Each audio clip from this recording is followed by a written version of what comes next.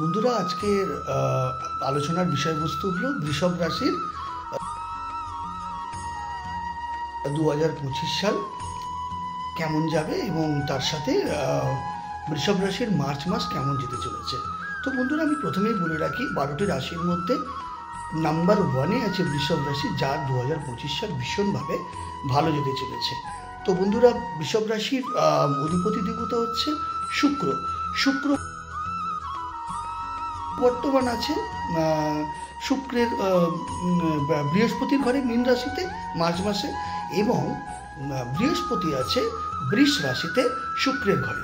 তাহলে কি হলো, ক্ষেত্র বিনিময় হলো মার্চ মাসে। তাহলে পুরো মাসটাই তাহলে শুক্রকে পাওয়া যাবে মীন রাশিতে এবং বৃহস্পতিকে পাওয়া যাবে বৃষ রাশিতে শুক্রের ঘরে। তো ক্ষেত্র বিনিময় হওয়ার ফলে কী লাভ হলো না, বৃষভ রাশির লটারি প্রাপ্তির যোগ হলো,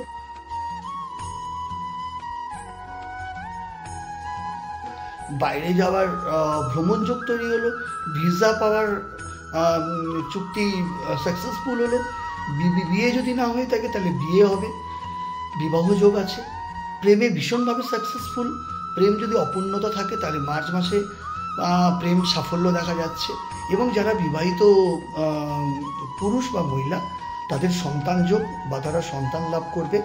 হ্যাঁ, তো লটারির প্রাপ্তির মাধ্যমে মানে বল্লে বল্লে দিন দুগ্নি রাত চগ্নি এরকম বলা যেতে পারে বৃষ রাশির জাতক জাতিকাদের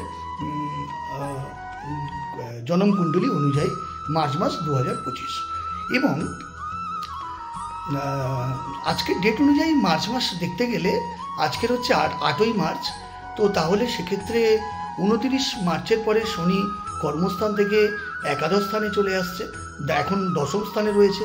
তো 29শে মার্চ 2025 স্যাটার্ন বৃষ রাশির দশম থেকে একাদশে আসছে, অর্থাৎ একাদশ স্থান কি মিনে বৃহস্পতি। তাহলে বৃহস্পতির সঙ্গে শনির অবস্থানে, বৃহস্পতির ঘরে শনির অবস্থানের ফলে এদের আয় বৃদ্ধি পাচ্ছে, সেভিংস হচ্ছে, এফডি, ফিক্সড ডিপোজিট ইত্যাদি। এবং যদি এনারা জাতক জাতিকারা যদি ইনভেস্ট করতে চায় সেক্ষেত্রে ইনভেস্ট করতে পারবে এবং প্রচুর মুনাফা অর্জন করবে।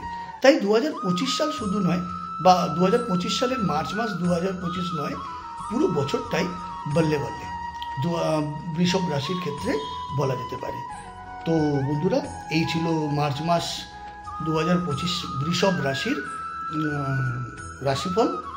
যদি ভিডিওটা ভালো লাগে আমাকে একটা লাইক করবেন, শেয়ার করে অন্য বৃষভ রাশি জাতক জাতিকাদের জানতে বা বুঝতে সুবিধা করে দেবেন, এবং আমার চ্যানেলটা ভাগ্যদিশারি চ্যানেলটি সাবস্ক্রাইব করে আমাকে মোটিভেট করবেন। জয় মাতা